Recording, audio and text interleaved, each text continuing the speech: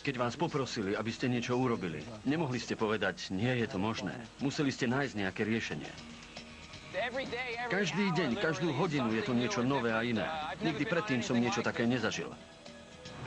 Nie je to nič, na čom by sa dalo rozpoznať, na čo to vôbec predtým slúžilo. Nikde neuvidíte ani kus nábytku. Nenájdete tú stoličku.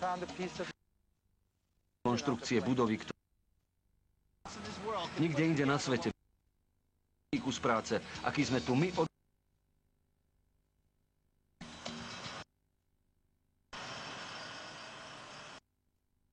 Sledok jedného z najhroznejších teroristických činov v histórii ľudstva. Zničenie Svetového obchodného centra 2001.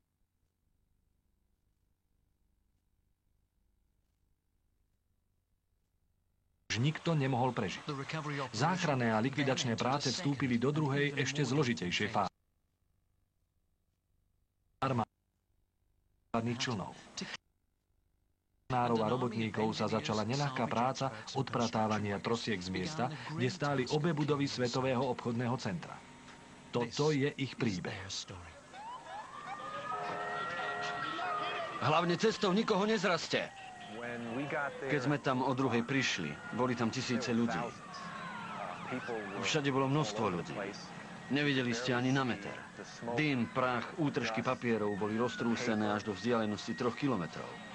Takže čím viac ste sa blížili k miestu nešťastia, tým väčší chaos vládol medzi zhromaždenými požiarníkmi, policajtmi a všetkým tým vybavením. Na každom kroku ste stretávali ľudí so skutočne zmeteným výrazom na tvári. Je to dosť zlé však. Tieto zábery natočil Brian Junkosa hneď, ako dorazil na miesto nešťastia. Vzhľadom na to, že je stavebným inžinierom, okamžite bol poverený odhadnutím škôd. Práve som sa blížil k ostrovu Staten Island. Veľkosť zasiahnutej plochy, ako aj rozsah škôd, bol neuveriteľný. Zasiahnuté územie bolo tak zničené, že dokonca ani miestni záchranári sa v tom zmätku nedokázali vyznať. Nedalo sa rozoznať, kde stála budova 1 a kde stála budova 2. Väčšina záchranárov sa na mieste nešťastia vôbec nevyznala. A tak sme na helikoptére vzlietli do vzduchu a z rôznych strán sme odfotili miesto nešťastia.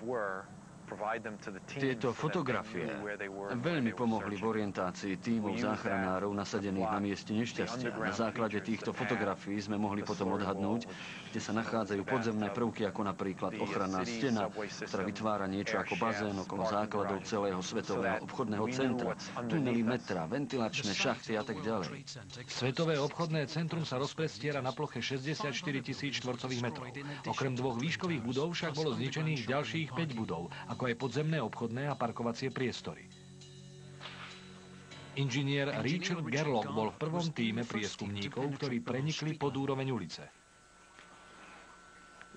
To je ale neporiadok. Tieto videozábery boli natočené pri vstupe do stanice metra na najnižšej úrovni pod obchodným centrom. V podstate sa tu snažíme získať prehľad o tom, čo sa tu vlastne udialo.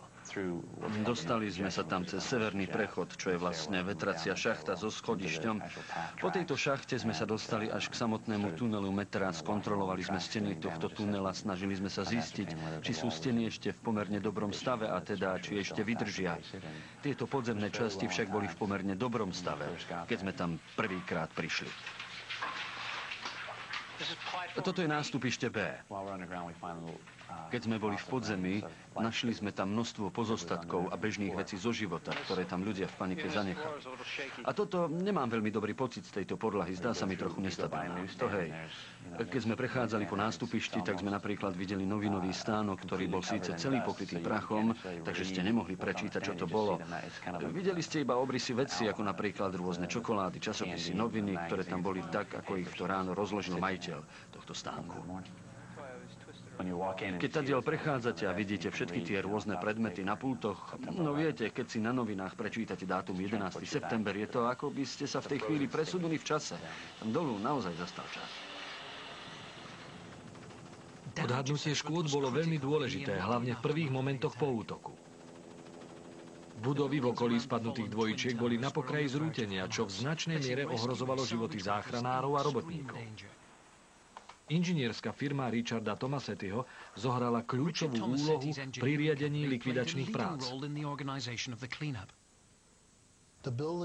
Budovy, ktoré sú úplne zničené, sú väža číslo 1, väža číslo 2, hotel Marriott a budova Svetového obchodného centra číslo 7. No a potom sú tu samozrejme budovy, ktoré boli čiastočne zrútené, číslo 4, 5 a 6. Rozsah poškodenia u týchto budov je však natoľko rozsiahly, že časti, ktoré nespadli, budú musieť byť zdemolované. Na mieste nešťastia bolo dostatok trosiek a betónového odpadu na naplnenie 6 futbalových ihrísk do výšky 10 metrov. Ich odstraňovanie však bolo veľmi chúlostivou a zložitou úlohou. Miesto jednej z najznámejších dominant New Yorku sa totiž stalo masovým hrobom.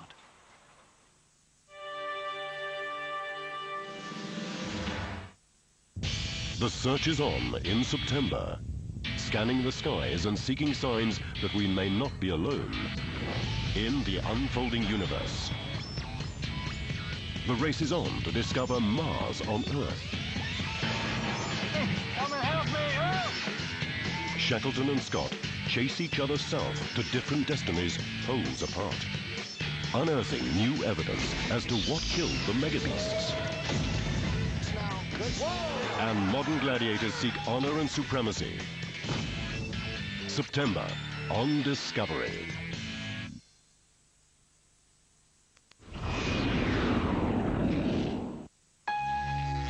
Open your mind and indulge in the wonders of science.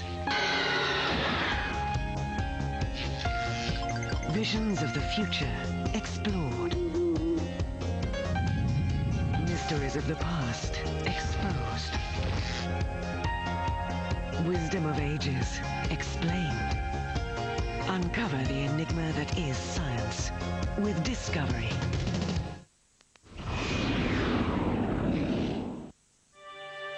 Po páde. Hneď po katastrofe museli inžinieri naplánovať odstránenie niekoľkých tisícok tón trosiek a ocele. Odborníci, ako napríklad Richard Tomasetti, však museli čeliť aj náporu svojich vlastných emócií. Pravdu povediac, keď som tam poprvýkrát prišiel, cítil som sa, ako by som vystúpil zo svojho tela a ako by som sám seba sledoval. Jednoducho ako v nejakom filme alebo ako vo sne. A celý čas som si prial, aby sa to všetko čím skôr skončilo. Miesto, kde ešte pred niekoľkými dňami stáli dvojičky Svetového obchodného centra, bolo pomenované bod 0. Bolo to mesto v rámci mesta, ktoré sa doslova hemžilo tisíckami robotníkov a dobrovoľníkov. Ako náhle boli spriechodnené ulice, na miesto katastrofy bolo presunutých 260 kusov ťažkej techniky. Toto bolo jediné možné riešenie, aby sa vôbec niečo začalo diať na tej obrovskej kope trosiek, ktorú robotníci nazvali jednoducho hromada. Ken Holden riadil nikdy predtým neodskúšanú koalíciu civilných a vojenských expertov. Máme tu obrovské množstvo veľmi inteligentných ľudí, ktorí tu pracujú na tom, čo my považujeme za neriadený demolačný projekt. Toto nie je projekt, ktorý by sme mohli nejakým spôsobom vopred naplánovať. A za jeho úspech vďačíme v nemalej miere aj civilným agentúram, federálnej vláde, ako aj mestu. Všetkým týmto zložkám vďačíme za to, že nás neobťažovali papierovaním a rôznymi pravidlami a nariadeniami vzhľadom na to, že sme v tomto stave núdze. Množstvo súkromných firiem odložilo svoje konkurenčné boje stranou a zapojili všetky svoje sily do týchto prác a myslím si, že sa nám naozaj darí. V Mestskej rade pomerne skoro padlo rozhodnutie o tom, že detailný prieskum trosiek prebehne až na skládke na ostrove Staten Island. Toto rozhodnutie vo veľkej miere urýchlilo a zjednodušilo záchranné práce, ako aj likvidáciu trosiek z bodu 0. Veľmi to urýchlilo záchranné práce, pretože záchranári sa mohli hneď dostať tam, kam potrebovali.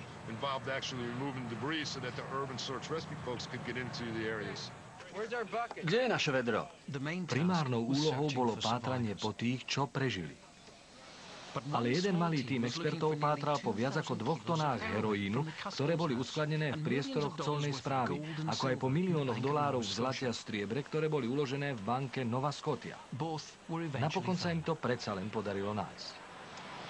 Pete Rinaldi je hlavný inžinier pre projekty spoločnosti Správa prístavov New Yorku a New Jersey. To je spoločnosť, ktorá postavila Svetové obchodné centrum. Toto bolo úplne neznáme prostredie a to aj pre veľmi skúsených inžinierov. Každý deň ich postavil pred nové problémy, ktoré bolo treba riešiť. Čo sa týka samotného miesta, kde sa to všetko udialo, už je to dosť zložité prostredie, je tu množstvo prekážok, my ich však dokážeme zvládnuť. Využívame tu naše skúsenosti, máme tu veľmi veľa skúsených ľudí a každý deň, doslova každú hodinu, je tu niečo nové a iné. Nikdy predtým som niečo také nezažil. Snažíte sa tu riešiť jeden problém za druhým, snažíme sa na tým všetkým rozmýšľať, spoliehať sa tu musíme hlavne na svoje skúsenosti. Využívate tu svoj odhad inžiniera. Keď začnete premiestňovať veci na tejto obrovskej kope trosiek, musíte sa na to pozerať optikou inžiniera. Keď pohnem týmto kúskom, ďalšie kúsky sa pohnú tiež. Keď od vás niekto chcel, aby ste niečo urobili, nemohli ste povedať, to nie je možné. Museli ste nájsť nejaké riešenie. Napríklad, že na plošinu určenú iba pre chodcov sme umiestnili 600-tonový žeriav. Samozrejme, že sme predtým preskúmali podporné stĺpy pod touto plošinou a vytvorili sme niečo ako oceľový rošt, ktorým sme pospájali jednotlivé stĺpy na tejto plošine. A v priebehu 24 a 72 hodín sme tam mali už aj žeriav, stál na mieste, kde nikdy predtým žiadny žeriav nestál ani stáť nemal. In an area where cranes were not meant to go. Aj niekoľko mesiacov po teroristickom útoku bolo územie 0 ešte stále zahalené ohňom a dymom. Vychádza odtiaľ dym, pretože pri požiari sa tam vytvorilo obrovské množstvo tepla a všetka tá masa ocele bola rozpálená. Ako môžete sami pozorovať, keď odkryjeme oceľ a dostane sa k nej vzduch, nuž tá oceľ je ešte stále rozpálená. Ešte stále má tých 500 až 600 stupňov, práve preto tie trosky neustále polievame, aby sme ich aspoň čiastočne schladili. A keď sa nám ich podarí vytiahnuť, môžeme ich okamžite naložiť na nákladné autá a odviezť na skládku. Toto hrdé mesto sa spojilo pri tejto obrovskej záchrannej operácii. Po všetkých tých strašných udalostiach to boli práve títo robotníci, ktorí postavili mesto New York späť na nohy. Nikde inde na svete by sa nikomu nepodarilo odviesť taký kus práce, aký sme tu my odviedli v tak krátkom čase. Keď sa zamyslíte nad tým, ako tu bok po boku pracovali firmy, ktoré sa za normálnych okolností nenávidia. Všetci ľudia, ktorí sem prišli, ako by ich to nešťastie zocelilo do jedného celku. Rodina, jedna veľká rodina. Sme tu všetci ako jedna veľká rodina. Isté sú medzi nami názorové rozdiely, každý z nás by to možno riešil inak. Ale sme tu všetci a všetci robíme to, čo robiť máme. Hneď po udalostiach 11. septembra táto obrovská skupina ľudí odstraňovala 3000 tón trosiek každý deň. Ďalším veľkým problémom však bolo umiestnenie tohto obrovského množstva odpadu. 14. septembra bolo z bodu 0 odstránených už 1500 nákladných aut trosiek. Ešte stále tu však ostávalo 1,5 milióna tón trosiek, čo sa rovná 75 000 plne naložených nákladných aut. To bolo proste príliš veľké množstvo, aby to mohlo byť prepravované preplnenými ulicami New Yorku. Našťastie vedenie magistrátu mesta si hneď uvedomovalo, že tak obrovské množstvo prepravovaného odpadu by úplne zablokovalo dopravu v meste. A keďže sme chceli vrátiť život v meste do normálnych koľají, nemohli sme si v žiadnom prípade dovoliť dopravné zápchy na hlavných dopravných tepnách, ako sú napríklad diaľnica Staten Island, holandský tunel, brooklynský tunel, ako aj všetky ulice v spodnej časti Manhattanu. Riešením bolo mobilizovanie celej armády nákladných člnov. George Wittich je riaditeľom spoločnosti Weeks Marine, ktorá je jedno z najväčších záchranných a vyprosťovacích spoločností na Zemi. Asi na druhý deň sa nám podarilo presvedčiť úrady, že jediným možným východiskom z tejto situácie bol presun trosiek po vode. Začali sme s výkopovými prácami v jednom z dokov, aby sme dosiahli požadovanú hĺbku pre naše lode. Prvý náklad sme mali už 13. septembra a odvtedy pracujeme viac menej 24 hodín denne, 7 dní v týždni až dodnes. Toto je prístavné mólo číslo 25 na rieke Hudson. Máme tu jeden žeriav Weeks 500 a potom ešte jednu 524 a potom ešte model 28 Clyde & Henry Crane s nosnosťou 155 tón. Tieto žeriavy sú uspôsobené na dvíhanie trosiek ako aj oceľových nosníkov.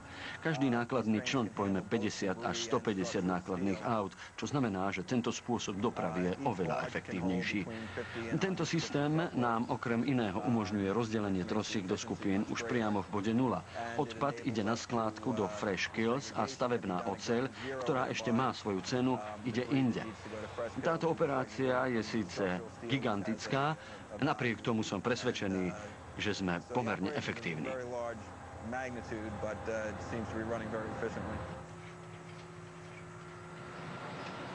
Zatiaľ, čo odstraňovanie trosiek bežalo na plné obrátky, v bode 0 sa vyskytol veľmi vážny konštrukčný problém. Bezpečnostný múr alebo hrádza, ktorá tu bola pôvodne postavená na ochranu pred riekou Hudson, začala praskať. Keby sa pretrhla, celé miesto nešťastia by bolo okamžite zaplavené. Tento starý dokumentárny film zobrazuje spôsob, akým bola bezpečnostná hrádza postavená. Hlboko do skalného podložia bola vykopaná jama, do ktorej bol napumpovaný hustý bentonit.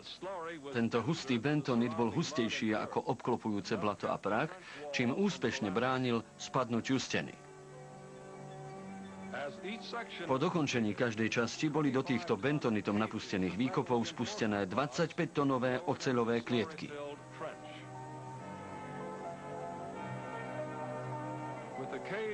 Po umiestnení klietok na miesto boli zaliate betónom. Takto bola postavená podzemná stena, ktorá úplne oddelila celú stavebnú plochu. Bezpečnostná hrádza bola súčasťou pôvodnej konštrukcie Svetového obchodného centra a tvorila niečo ako obvodový múr okolo celého podzemného komplexu, kde boli umiestnené všetky klimatizačné zariadenia, podzemné garáže, ako aj skladovacie priestory. Tu v podzemí bolo aj nákupné centrum. Úlohou tejto steny bolo vytvoriť bezpečný priestor aj v podzemí okolo Svetového obchodného centra. Túto bezpečnostnú stenu držali na mieste horizontálne štruktúry podzemného parkoviska. Keď sa obe budovy zrútili a zničili aj tieto horizontálne vzpery, jedinou vecou, ktorá držala steny na mieste proti obrovskému tlaku vody z rieky Hudson, boli trosky. Ako náhle sme trosky odstránili, museli sme tam vložiť nejaké vzpery alebo trámy, ktoré by udržali hrádzu na jej mieste.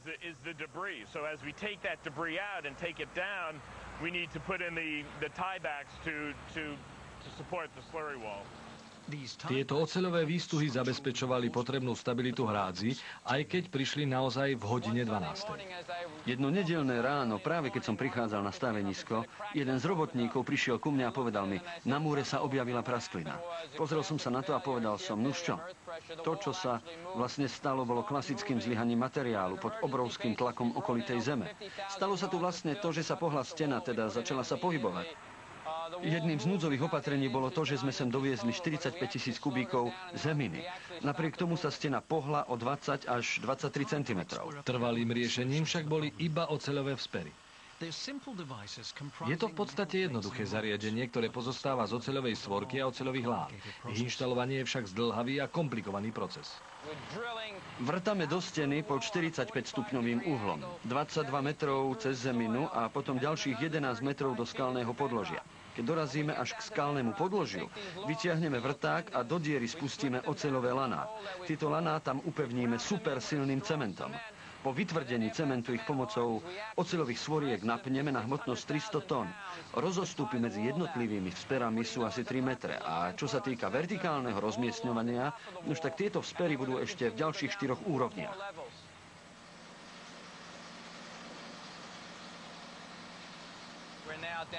Teraz sme sa dostali už asi na 5. úroveň vzpier držiacich bezpečnostnú hrádzu. Takže ako sami vidíte, v poslednom čase sme sa snažili čo najviac stabilizovať tento oporný bezpečnostný múr. Počas týchto prác sme však zistili, že sa nám to darí oveľa lepšie, ako sme čakali. Teraz môžem bezpečne prehlásiť, že stena je zabezpečená, vďaka čomu sú vyprosťovacie a likvidačné práce rýchlejšie. Projektanti odhadovali, že likvidácia trosiek bude trvať viac ako rok, ale robotníci to stihli o niekoľko mesiacov skôr. Ale čím hlbšie prenikali, tým viacej tiel tu nachádzali. Vidíte tu iba kopu trosiek, takže človek by mohol mať pocit, že sa nachádza na bežnom stavenisku. Je to však oveľa viac ako iba stavenisko. Čo je to teda? Je to cintorín. A tí, ktorí tu pracovali, na túto skutočnosť nikdy nezabúdali.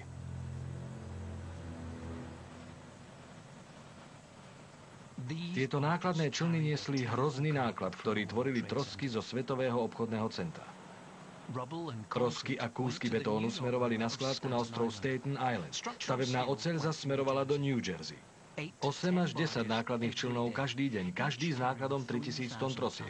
Ale kapitán Bruce Horner si veľmi dobre uvedomoval, čo tieto trosky obsahovali. Ku každej jednej várke sme pristupovali s veľkým rešpektom, pretože som veľmi dobre vedel, že obsahuje v určitej forme aj pozostatky tých, čo tam zahynuli. Aj keby to už mal byť už len popol, šlo tu o princíp. Určite to pre mňa nebola rutinná práca, ako keď nosíme piesok alebo skaly. Bol to betón a oceľ, ale medzi týmito úlomkami boli aj ľudské životy. Respektíve to, čo z nich zostalo. Prevažná väčšina nákladných člnov smerovala na skládku s nešťastným pomenovaním Fresh Kills, čo v angličtine znamená čerstvá korisť. Tento názov pochádza z dánskeho slova, ktoré znamená bystrina. Táto skládka, rozprestierajúca sa na území 9 km štvorcových, je jednou z najväčších mestských skládok na svete. Táto skládka bola už v minulosti uzatvorená, po 11. septembri však bola znovu otvorená. Neľahká úloha vyhľadávania dôkazov, ako je pozostatkov ľudí, sa odohrávala práve tu. Po pristavení nákladného člna k mólu sú trosky okamžite vyložené do tejto veľkej kontrolnej oblasti. Odtiaľto putujú pásovým nakladačom do veľkých vyklápačov, ktoré ich odvezú priamo do triediacej oblasti. Ako náhle sa trosky ocitnú v triediacej oblasti, prebiehajú tu dva procesy. Pri jednom z nich veľké rýpadlové žeriavy odstraňujú oceľ, ktorá je prehľadávaná členmi newyorskského policajného zboru. Zvyšný materiál je presúvaný buď ručne, alebo prejde röntgenovými zariadeniami.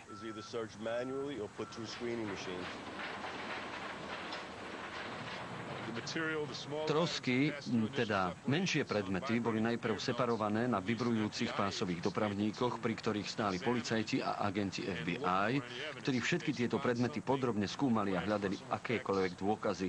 Keď spozorovali niečo, čo by mohlo niekomu patriť, alebo keď zbadali niečo, čo by mohlo poslúžiť ako dôkaz, mohli kedykoľvek tento pás zastaviť, preskúmať to a vytriediť to. Všetok tento materiál je potom znovu zhromaždený a vysypávaný na zem, kde ho ešte raz ručne skontrolujú agenti. Takýmto spôsobom skúmajú pozostatky. V skutočnosti tu nachádzajú stále nové a nové dôkazy, osobné predmety. Taktiež tu pátrajú po veciach z lietadla, pátrajú tu po čiernej skrinke, súčiastkách a podobných predmetoch.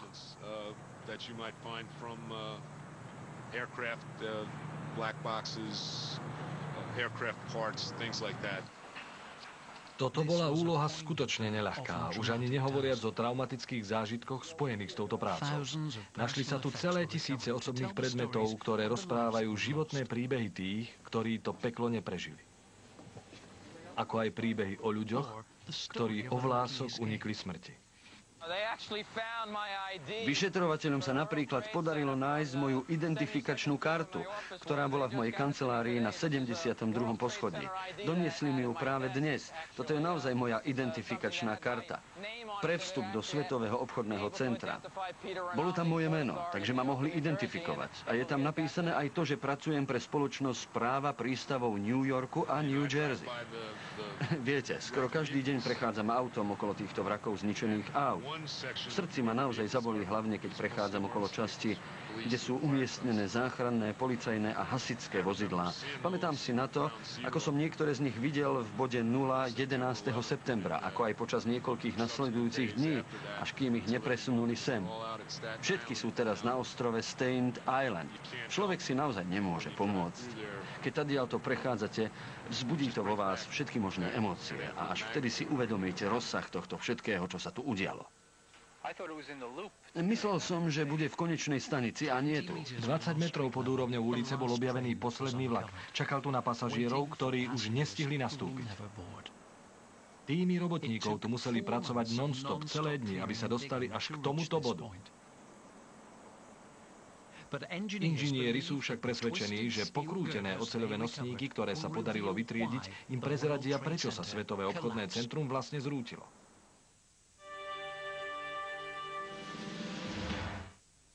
They're trained by some of the world's most powerful military forces. They were basically on contract to CIA. They move unseen within our communities. You're very nervous, but you have to remain calm because suspicious behavior will draw attention to you. They're here to fight for freedom and ideals, but not necessarily yours. Age of Terror. The definitive history of terrorism. Age of Terror starts Wednesday the 4th of September on Discovery.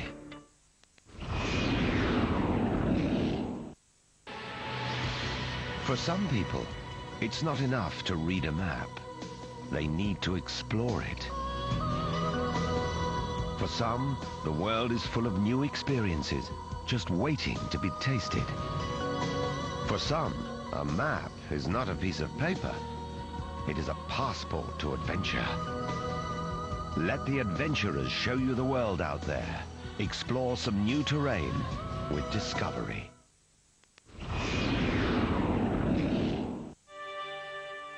Po páde. Okrem samotného teroristického útoku muselo mesto New York čeliť aj veľkému logistickému problému, ktorým bol presun trosiek z bodu 0 mimo mesto.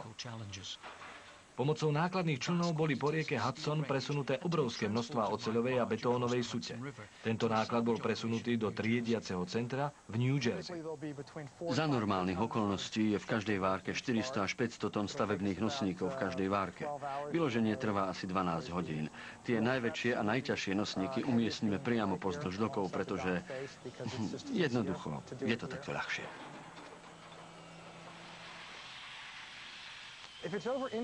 Oceľ na samotných nosníkoch je veľmi hrubá. Práve preto ju budeme musieť uložiť na tzv. Vypaľovacie rošty a nasadíme na to týmy mužov s autogénmi. Na rozstavenie tak hrubej ocele totiž potrebujeme veľmi vysokú teplotu. Viete, teplotu, keď sa železo začína taviť, takže asi nejakých 2000 stupňov. Keď sa do toho chlapi už raz pustia, tak dokážu kusy rozrezať tonu až tonu a pol ocele za hodinu. Za normálnych okolností sa jednotlivé veľké nosníky snažíme rozrezať na kusy s hmotnosťou do 1 tony. Musíme totiž dodržiavať požiadavky oceliarní, ktoré majú prísne pravidlá týkajúce sa oceľového šrotu. Len tak totiž môžu efektívne roztopiť všetok šrot. Doteraz sme poslali niekoľko zásielok do Turecka, Južnej Kórey, Číny, ako aj do Malajzie. Z tohto šrotu môže byť vyrobené množstvo rôznych bežných oceliarských produktov, a to buď valcovaním za tepla alebo za studená profily, výstuž do betónu a podobne.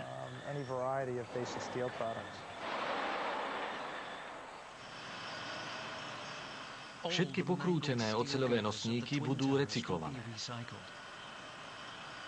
Ich celková hmotnosť je väčšia ako celková denná produkcia celého amerického oceliarskeho priemyslu.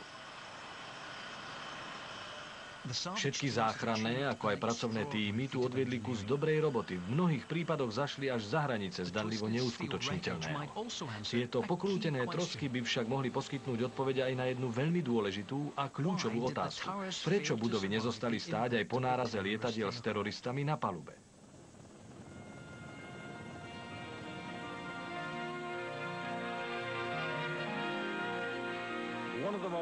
Jednou z najdramatickejších udalostí v New Yorku v 60. rokoch bola nepochybne práve výstavba Svetového obchodného centra. Obe budovy Svetového obchodného centra tu boli postavené, aby obnovili obchodný ruch v Dolnom Manhattane. Najprv ich nikto nemal rád, ale potom sa stali neodmysliteľným symbolom New Yorku a jeho svetoznámej panorámy. Dokončené boli v roku 1972.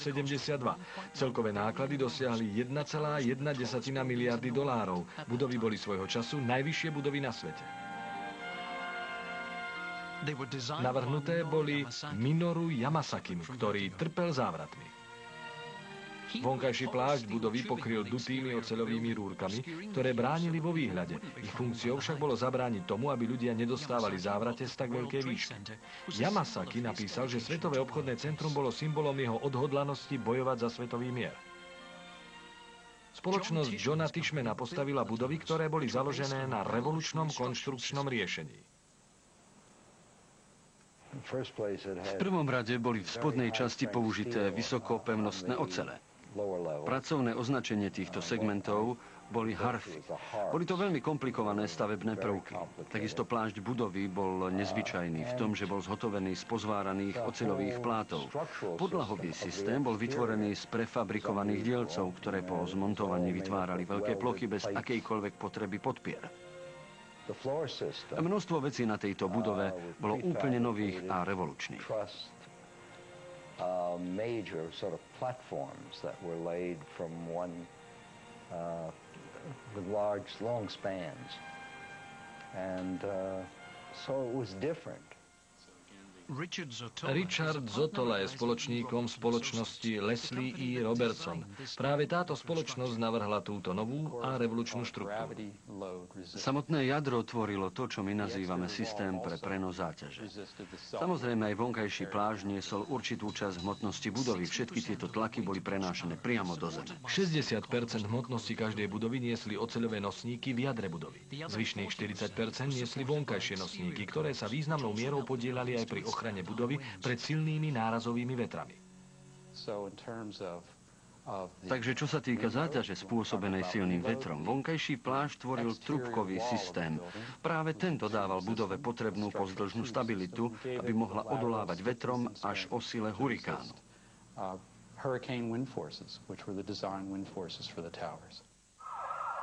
V roku 1993 zabila bomba umiestnená v automobile v podzemných garážach Svetového obchodného centra 6 ľudí a zranila niekoľko tisíc ďalších. Oprava stála $300 miliónov vrátane prísnejších bezpečnostných opatrení. Bomba však spôsobila iba veľmi malé škody v nosnej štruktúre budovy. Projektanti už pri projektovaní budovy počítali s nárazom lietadla do jej štruktúry. Budova bola navrhnutá tak, aby odolávala všetkým prírodným živlom, ako sú napríklad vietor, zemetrasenie a iným bežným zaťaženiam. Pri projektovaní sa rátalo aj s nárazom veľkého dopravného lietadla. S čím sa však nerátalo, bolo nepochybne množstvo alebo objem paliva na jeho palube.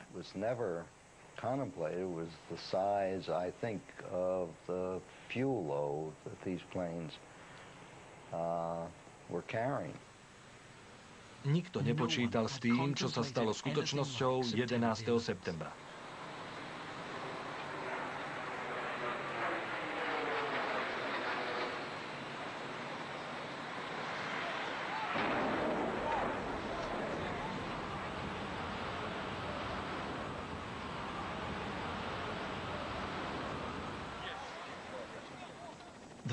Druhá budova VTC bola zasiahnutá o 20 minút neskôr.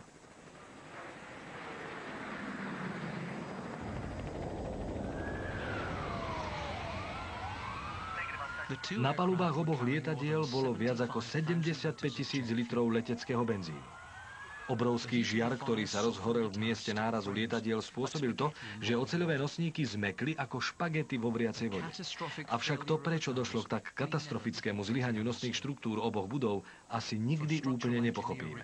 Pre stavebného inžiniera Richarda Garlocka bolo kľúčovým prvkom práve miera poškodenia centrálneho nosného jadra budovy. Do budovy 1 narazilo lietadlo do budovy zo strany, kde je nosné jadro širšie. Avšak jadro druhej budovy je orientované opačne, čo znamená, že lietadlo narazilo do kratšej strany nosného jadra. Takže aj to je dôvod, prečo tak veľká časť lietadla vyletela z budovy na východnej, ako aj na severnej strane.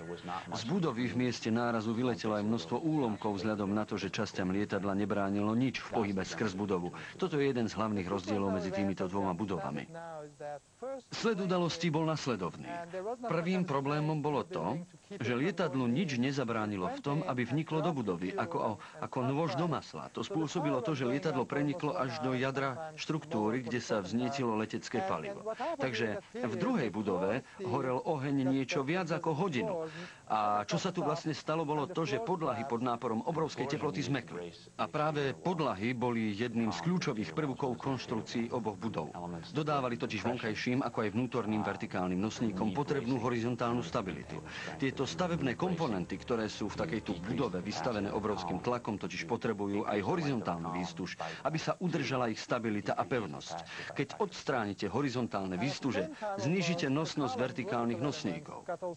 V tej istej chvíli vertikálne nosné elementy zmeknú a začnú sa ohýbať. A tak horná časť budovy, ktorá bola do tejto chvíle podporovaná týmito štruktúrami, spadla o jedno poschodie. Takže to už začalo a už sa to nedalo zastaviť. To spôsobilo to, že spadli všetky podlažia. Bolo to, ako by ste zhodili 20-poschodovú budovu na strechu 90-poschodovej budovy.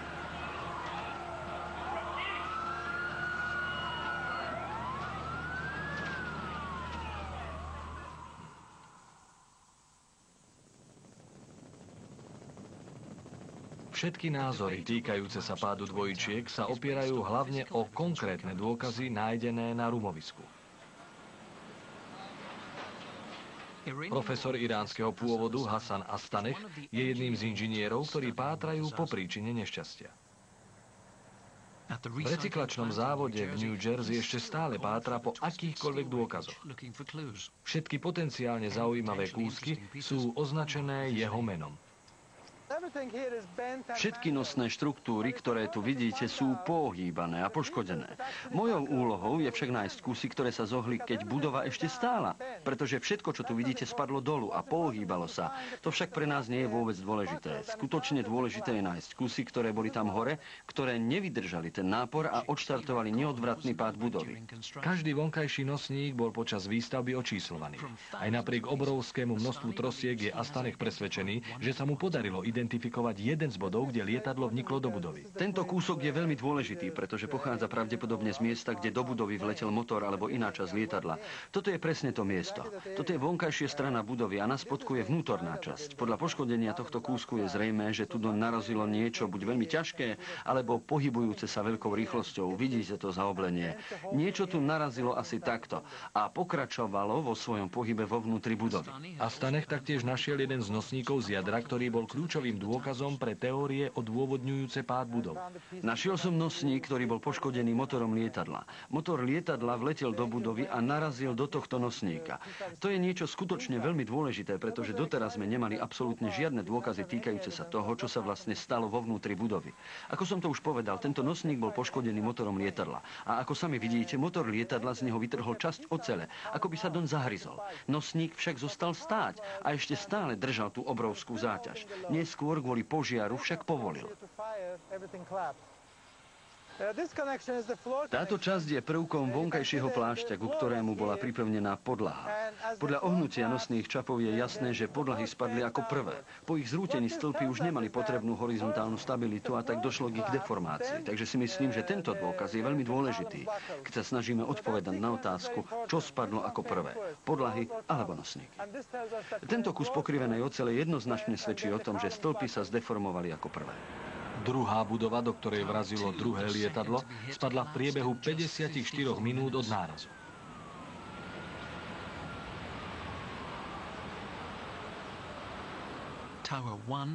Budova 1 spadla o 29 minút neskôr. Hodinu a 43 minút odolávala jej nosná štruktúra obrovskej záťaži a neuveriteľnému žiaru z horiaceho paliva. Inžinieri ako napríklad Richard Tomasetti sa novou teóriou dali presvedčiť až potom, keď vysvetlila, prečo spadla budova 2 ako prvá. Nuž, je tu hneď niekoľko teórií. Jedným z dôležitých faktorov je to, že budova číslo 2 bola poškodená nárazom vo výške 25 až 30 poschodí od vrcholu. Budova 1 na druhej strane vo výške 12 až 15 poschodí od vrcholu, z čoho vyplýva, že u budovy 2 niesli poškodené nosníky oveľa väčšiu záťaž. So Tower 2 had more weight above the damaged area. V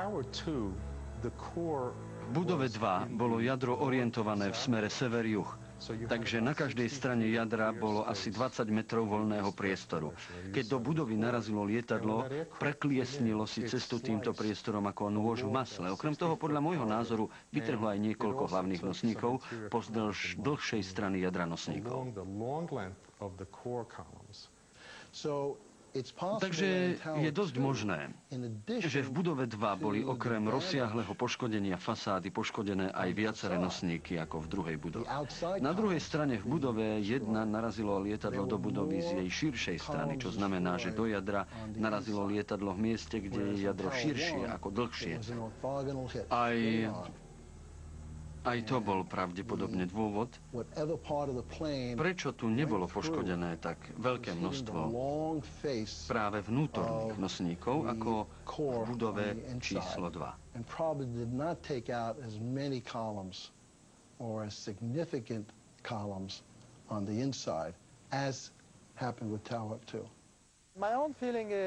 Ja osobne si myslím, že v prípade prvej budovy lietadlo vletelo do budovy, ale neexplodovalo.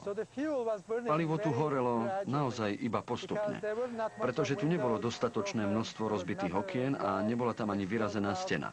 Takže prívod kyslíka bol vo veľkej miere obmedzený. Palivo jednoducho nemalo dostatok kyslíka, aby sa naplno rozhorelo. V druhej budove však lietadlo explodovalo pri náraze. Vytrhlo veľkú časť vonkajšieho plášťa, čím bol umožnený rýchly prívod kyslíka. Takže kyslík sem prichádzal vo veľa väčšom objeme, preto aj požiar tu zúril s oveľa väčšou intenzitou. Prvá budova odolávala 1,5 hodiny na rozdiel od druhej, ktorá vydržala iba hodinu. Katastrofické dôsledky tak intenzívneho požiaru boli obrovským prekvapením aj pre inžinierov, ktorí najlepšie poznali konštrukciu budovy. Nevedel som, že budovy sa zrútia. Pre spoločnosť Správa prístavov pracujem už viac ako 30 rokov. Podieľal som sa na projektovaní základov pre budovy Svetového obchodného centra. Poznal som ich štruktúru veľmi dobre. To, čo som tam videl, prekvapilo mňa ako aj množstvo ostatných inžinierov. Bol som úplne ohromený, bol som absolútne šokovaný. A to nie len tým, že spadli, ale aj tým, ako spadli. Odborníci ešte stále diskutujú nad tým, či sa tomu pádu dalo zabrániť. Neverím, že by akákoľvek iná budova mohla odolávať tomuto požiaru. Otázkou zostáva, nakoľko by tá budova bola poškodená, že či by vôbec zostala stáť aj po tak zničujúcom požiari. Toto všetko sú však čisté špekulácie, založené na dohadoch. Zaujímavým prvkom je napríklad protipožiarna ochrana týchto nosníkov. Celá nosná konštrukcia bola chránená asi 4 cm ohňovzdorným materiálom, ktorým boli pokryté všetky nosníky. Toto je vnútorná časť budovy. A práve jej vnútorná časť mala túto protipožiarnu ochranu. Teraz, keď sa pozrieme veľmi pozorne na tento kus ocele, všimnite si, že je tam veľmi tenká vrstvička toho, čo zostalo z tejto ohňovzdornej ochrany. Oheň z horiaceho leteckého paliva bol taký veľký, že aj ohňovzdorný materiál, ktorý chránil nosníky, zhorel, alebo sa roztopil a zostalo z neho iba toto, taká sklovitá vrstvička, ktorá už nedokázala chrániť oceľ pred vysokou teplotou. Väčšie množstvo betónu nie je riešením v tomto prípade. Jeho obrovský objem je totiž príliš nepraktický. Neverím, že by niečo mohlo odolať sile a dôsledkom explózie leteckého paliva. Je skoro nemožné mať v budove ešte viac betónu. V prvom rade by to bolo o mnoho ťažšie. Okrem toho by boli nosné štruktúry, hlavne v spodných častiach budovy, príliš veľké na to, aby sa tam mohli voľne pohybovať ľudia. Neviem si ani predstaviť, aké veľké by museli byť tieto betónové stĺpy, aby udržali 110 poschodí.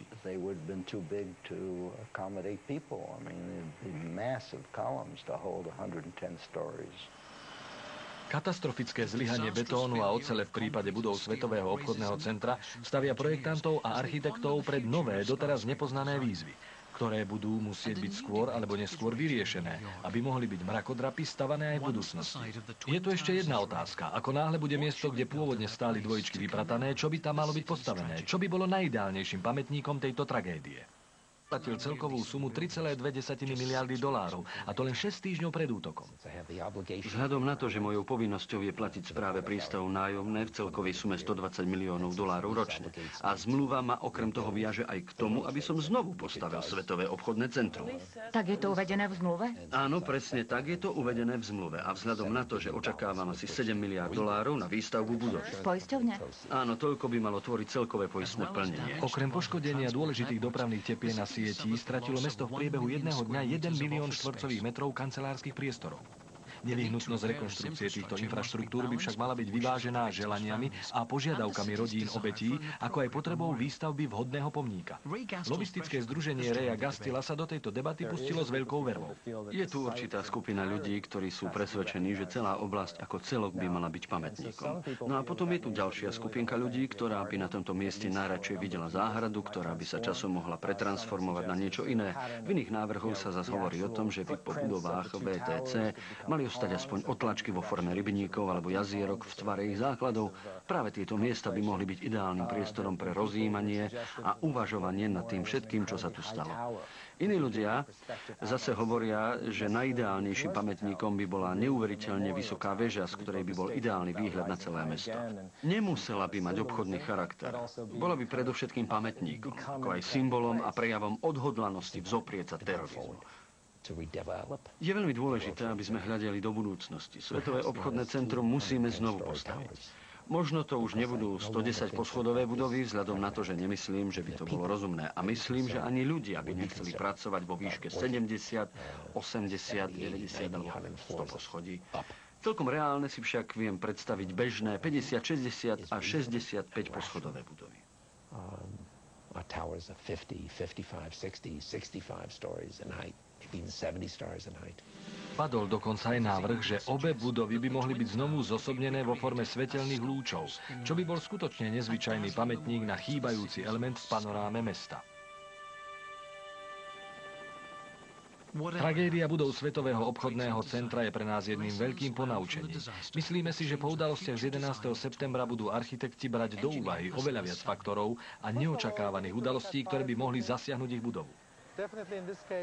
Jednou z prvých oblastí, na ktoré by sme sa mali sústrediť, je ohňovzdorná ochrana nosných elementov. Nie je pochyb o tom, že ohňovzdorná ochrana bola nedostatočná. Oceľ bola nedostatočne chránená a spadla pod svojou vlastnou váhou. Ďalej by sme sa mali pri projektovaní budov upriamiť na to, aby sme ich vonkajší plášť dostatočne upevnili, aby lietadlo jednoducho nepustilo dnu do budovy. Keď lietadlo narazí do budovy a pri náraze bude čeliť dostatočnému odporu zo strany vonkajšieho plášťa budovy, nahromadené tlaky v lietadle spôsobia to, že krídla sa oddelia a nedostanú sa dnu do budovy. Myslím si, že mrakodrapy budú vždy súčasťou našich miest. Sú to veľmi efektívne budovy, hlavne v preplnených mestských aglomeráciách. Aj keď podľa mňa mrakodrapom s rozlohou 500 000 štvorcových metrov už odzvonilo. Ale bežný mrakodrap s rozlohou 100 až 150 000 štvorcových metrov a 50 až 60 poschodiami, no s takýmito budovami sa budeme podľa mňa stretávať aj v budúcnosti. Myslím, že jedným z hlavných faktorov, na ktorý by sa pri stavbe budovy nemalo zabúdať, je to, že ľudia by sa v tejto budove mali cítiť naozaj príjemne a bezpečne. Nemenej dôležitým argumentom je aj to, že nižšie budovy sú lepšie chránené pred teroristickými útokmi. V budúcnosti by sa malo robiť všetko preto, aby sa čo najviac predĺžil čas, ktorý budova vydrží stáť aj po takom závažnom útoku. Takisto by sa malo myslieť aj na to, aby bolo dosť rýchlych únikových ciest. As long as possible, and trying to make sure you have adequate egress for the people as fast as possible.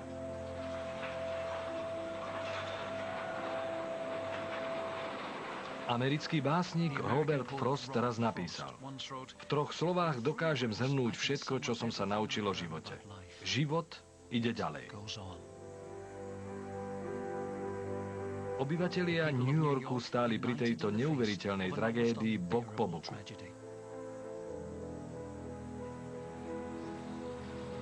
Ich úsilie je zárukou toho, že kolobeh života v tomto unikátnom meste sa ani po týchto udalostiach nezastaví.